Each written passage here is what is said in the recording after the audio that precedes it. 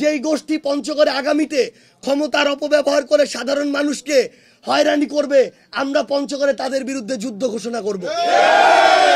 আমরা নিশ্চয়তা দিতে চাই, আপনি যেই রাজনৈতিক দলেরই হন না কেন, আমরা যদি এনসিপির পক্ষ থেকে সংসদ সদস্য নির্বাচিত হয়ে পঞ্চগড় একের প্রতিনিধিত্ব করতে পারি, কোন রাজনৈতিক দলের নিরপরাধ মানুষ বিন্দু মাত্র হয়রানির শিকার হবে না। আমার পঞ্চগড়ে 2টি আসন রয়েছে। কেউ যদি আমার পঞ্চগড় 1 আসন থেকেও মনোনয়ন সংগ্রহ করতে চান, আপনারা নির্দ্বিধায় এবং প্রয়োজনে আমাদেরকে জানাবেন, আমরা সহযোগিতা করব। আপনারা আপনাদের ইচ্ছা অনুযায়ী পঞ্চগড় 1 আসন থেকেও মনোনয়ন সংগ্রহ করতে পারবেন।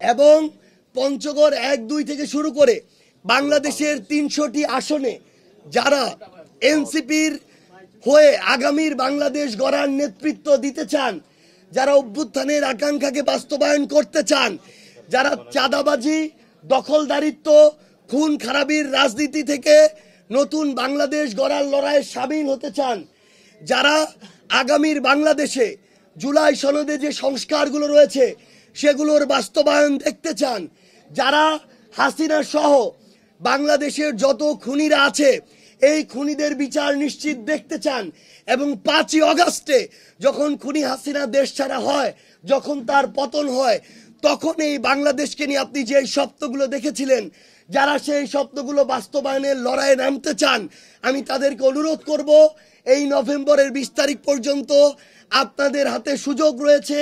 আপনি একজন কৃষকের সন্তান হন, শ্রমিক হন, কিংবা যেই পেশার মানুষ হন না কেন, এনসিপির কার্যালয়ের দরজা আপনার জন্য খোলা। এই নভেম্বরের 20 তারিখের মধ্যে বাংলাদেশের যে কোনো আসন থেকে আপনি আপনার মনোনয়নপত্র সংগ্রহ করুন। আমরা যদি একসাথে বাংলাদেশের পন্থার যারা মানুষ, যেই ভালো মানুষেরা রয়েছে, একসাথে লড়াইয়ে নামতে পারি, আগামীর বাংলাদেশে কোনো ধরনের অপকর্মকারী, কোনো ধরনের চাঁদাবাজ, দখলদার, ক্ষমতার অপব্যবহারকারী আগামীর বাংলাদেশের রাজনীতিতে টিকতে পারবে না। আগামীর বাংলাদেশে ভালো মানুষদেরকে শুধুমাত্র কোনো মার্কা, দল, ব্যক্তি বা গোষ্ঠীর মধ্যে সীমাবদ্ধ থাকলে হবে না। আপনারাও 24 জুলাই অভ্যুত্থানে আপনারা জুলাই রেভলিউশন করেছেন।